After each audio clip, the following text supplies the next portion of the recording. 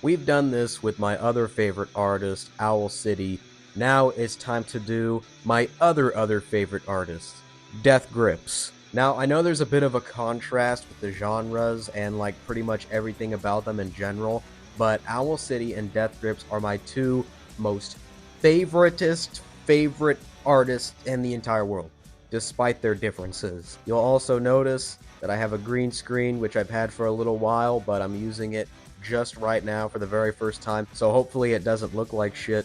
I also have a microphone, so hopefully the sound will be much better in this video because I have an air conditioner that's very annoying. But anyway, let's get right to it. I'm going to be ranking Death Grips albums from what I think, in my opinion, is the worst to the best. Also, disclaimer, if I'm forgetting any albums, I am sorry. I am only going based off of what's on Apple Music, plus the ex-military, mixtape, because you just can't leave that out. So in dead last, 8th place, we have Fashion Week. Now, honestly, is this really a surprise? No, not at all. It is just an instrumental album. You don't even get to hear MC Ride and his amazing vocals, very emotional, visceral vocals. You don't get MC Ride in this. You simply just get instrumentals. And yes, I do not think the album is bad. It's actually pretty good. It's fairly listenable.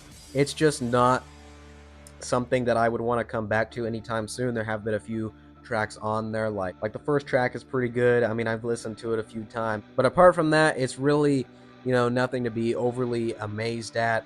I like it. It's nothing special though. It's a 6 out of 10 for me, so not bad, but also not amazing.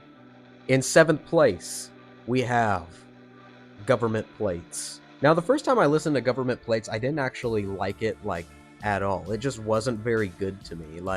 It was just kind of annoying and repetitive the first time I listened to it. And yes, it is repetitive. I do like it a lot more now that I've listened to it probably 4 times in total.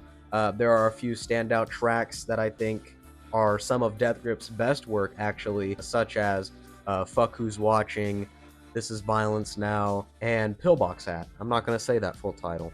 But yeah, there are a few songs on there that really stand out to me and that I listen to like a bunch now, but in total, the album is not necessarily amazing. I understand why people would think it's amazing, but I also understand why people would just think it's repulsive and annoying, because I did the same when I first listened to it for the first time, so can't really blame them. Now in 6th place, it's kind of almost disappointing that I have to put it this low, but from this point on, I love every single album that I'm about to talk about, so it was kind of hard to rank it from 6th place all the way up to 1. So I'm sure this will be a point where people actually start to get really mad at me, which I completely understand. And that is their latest album, Year of the Snitch.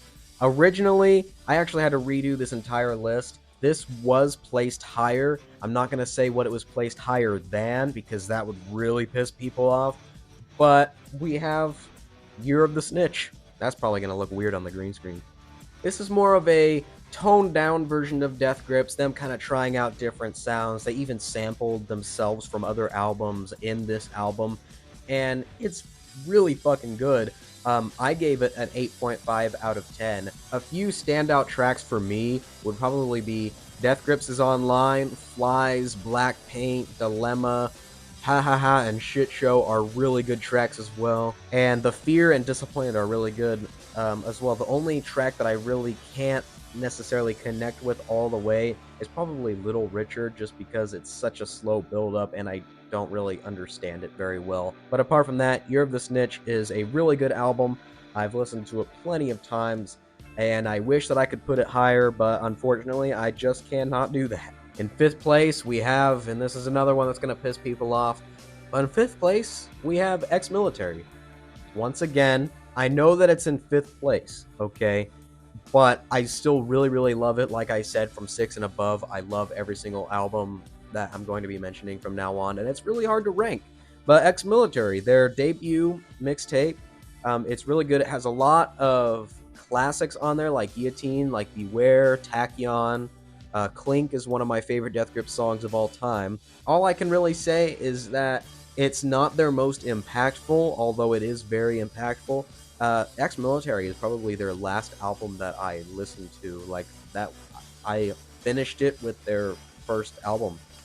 But I really love Ex-Military. It's not their best. There are better albums. Year of the Snitch was 8.5. I guess 8.6 out of 10. Next, another one that's going to piss people off, and only because there is a few albums that are higher than this that I know people are not going to agree that they are higher than this. It was the first album by Death Grips that I've ever listened to, and it is The Money Store. The Money Store, I think, is pretty famous partly because of the needle drop. I'm pretty sure it was his first 10 out of 10 album ever. A lot of classics on that one as well. It was the first album by Death Grips I've ever listened to, I already said that, and the first song that I ever listened to by Death Grips was Get Got, and I was very confused yet intrigued, so I listened to the entire thing. I fell in love with it, especially Hacker. Hacker is one of my favorite songs of all time. It's just amazing. The first time I listened to it, I just could not understand what was going on. After a few more listens, of course, I got the hang of Death Grips a little bit more. And The Money Store is actually one of their more tame albums, I would say. But I still really enjoy it nonetheless. It's number 4. It's a 9 out of 10. I do not quite agree with the 10 out of 10, but there is an album by Death Grips that I do think is, in fact, a 10 out of 10. I have the CD for this one as well. Just thought I'd throw that out there. In number 3, the other one that people will probably be pissed off about, mainly because I'm ranking it higher than The Money Store and Ex-Military. But it is No Love Deep Web. Now, believe it or not, No Love Deep Web actually used to be my favorite Death Grips album of all time. Not anymore, it is number 3 still. I like it more than The Money Store. I can't exactly tell you why. I just thoroughly enjoy the track list more. The only song that I really can say that I don't like is Deep Web, the title track. But some standout tracks for me are probably Come Up and Get Me, Lil Boy, No Love, which are the first 3 tracks on the album. Stockton, if that's even how you pronounce it.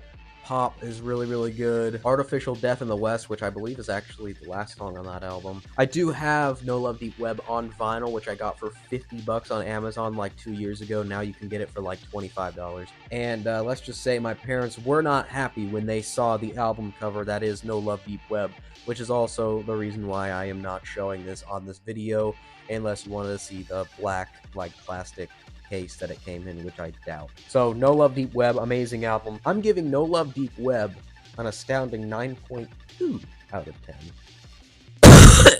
Next up, we got Bottomless Pit. Bottomless Pit was at one point one of my favorite Death Grips albums of all time. It is no longer my favorite Death Grips album of all time. It is number 2.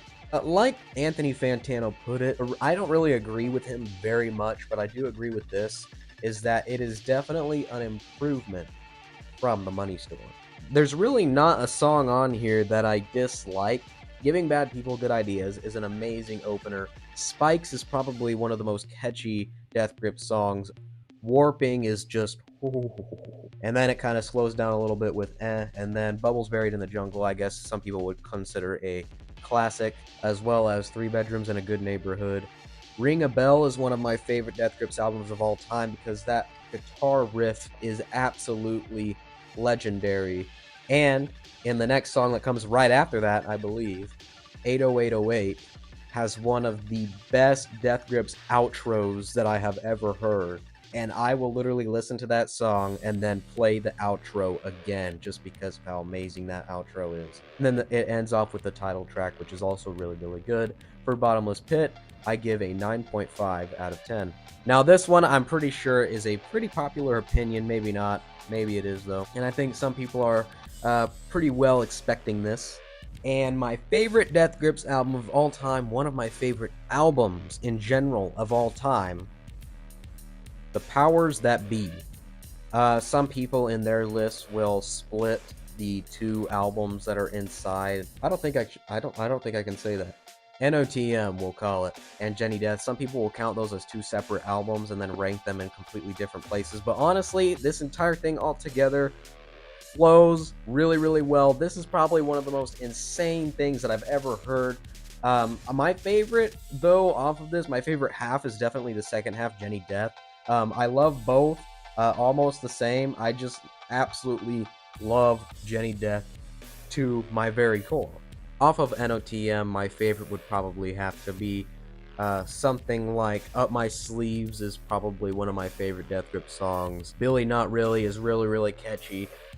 Black Quarterback isn't incredible, but I can get into it. I just don't really connect with it as well. Say Hey Kid is just absolutely amazing. I love the Don't It Feel Good to Drive a Bus, People Need to Get Picked Up, or however it goes. Or Don't It Feel Good to Sell a Tent? Is that what that? I don't even remember, but it's weird, but I love it. Have a Sad Come really resonates with me quite a lot. Fuck Me Out does not, although I still really enjoy that track. As for Jenny Death, I Break Mirrors with My Face in the United States is a great opener, very aggressive. I would say probably the most aggressive song on Jenny Death would probably have to be Inanimate Sensation, Pss Pss, or the title track Powers That Be.